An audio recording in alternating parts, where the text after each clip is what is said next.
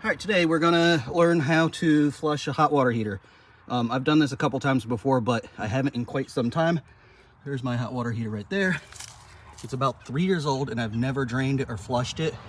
There's the old one. It wouldn't fit out of this opening, so it's in there temporarily until I take this frame off, which seems like a lot of work, so it's just gonna sit there, ain't hurting anyone. But we're gonna flush that one, the new one. We've got this flush tool.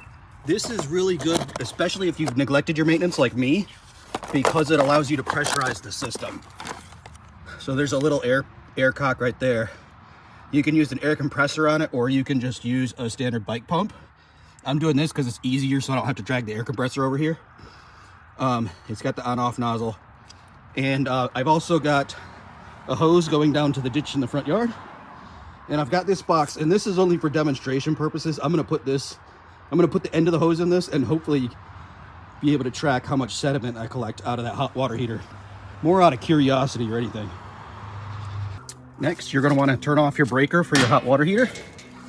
Most hot water heaters are 2-pole, so look for one of the double circuit breakers. This one is labeled, so I know which one it is. And I've already turned it off because the next step is to drain all the hot water heater out of the house by opening all of the hot water taps in your house and just draining it out. Or you could just have your wife or girlfriend take one of her famous hot showers, and that should deplete all the water once you've turned that switch off. So let's get under the house and see what we got to do under there. All right, we're under the house. For this particular flush operation, you're going to leave the supply on. I don't even see the supply valve. It must be over there somewhere. But for this case, we're going to leave it on because we want to keep the system pressurized as we're flushing it out. So here's the drain cock down here. And sometimes this can be hard to turn, so you might need some channel locks or something to turn that. But the first thing we're going to do is hook up this hot water heater blaster. The yellow part screws right on there. And then this side, the hose will go on, and make sure this petcock is turned off, which is side to side. Or bell valve, I guess you would call it. So we're going to do that, and then we're going to hook up the hose.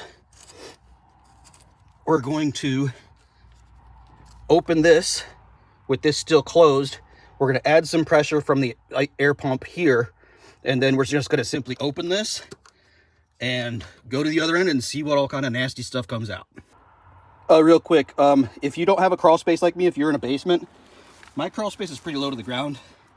So I don't have much in elevation to go up right there, but because I slope all the way down to the ditch, I should have no problem with drainage. If you have to run it over a high spot, it might not work. So if you're in a basement or something, you may have to find a drain to flush it into, or sometimes in a crawl space, there's a gravel corner and you could just drain into that relatively safely without hurting anything, but preferably a drain. All right, you may want to grab some channel locks and a straight screwdriver if you don't have them with you at this point. I forgot to get those.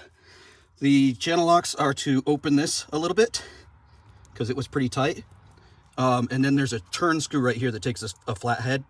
I've seen them without this outer ring, and I've seen them with it.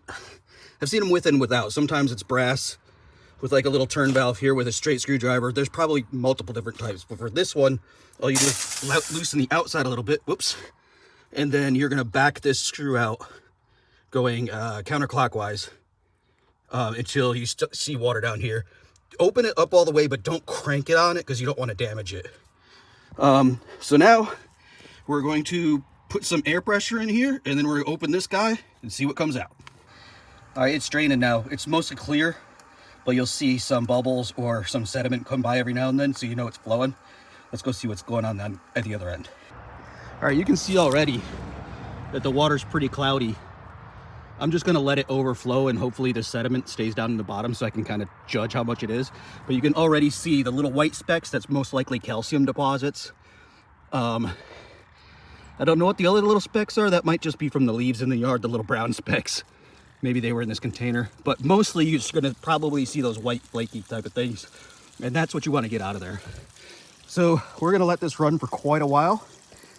And meanwhile, if you haven't done this in a long time and you are clogged up, what you're gonna have to do is do multiple cycles of turning the valve off on the hot water heater, adding some pressure to the system and then continuing to do that.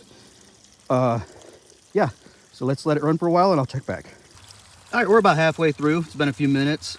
You can still see even more of those white flakes in there. I saw a really big one right over there earlier, but it's all swirling around in there. I don't know how much of that sediment is coming over the edge here, but we should have quite a bit of it catched in here. But even if we don't catch too much of it, you can, I mean, the evidence is right there. You can see how cloudy the water is and all those specks in there. That's what you want to get out of there. All right, it's been about 20 minutes. It's running a lot more clear now. You can see the difference between that and the cloudy water underneath it. I don't know how much of the sediment we drained. I don't think we caught too much of it. I could have used a strainer, I guess, if I really wanted to see it. But you can see all that junk in there that you don't want going through your pipes in your house. And also that calcium deposits can make your heating elements fail quicker by building up on there. So you want to get that out. So now we're going to go inside and we're going to shut the water off, disconnect everything, and we're done. All right, I've got this valve turned off by screwing it clockwise this time. Again, it's all plastic, so don't crank on it too hard. And then I tightened this nut back down just as hard as I could turn it with my hands. I didn't want to over tighten it by using the channel locks because again, it's plastic. So we're going to remove this and then we're going to go turn the breaker back on.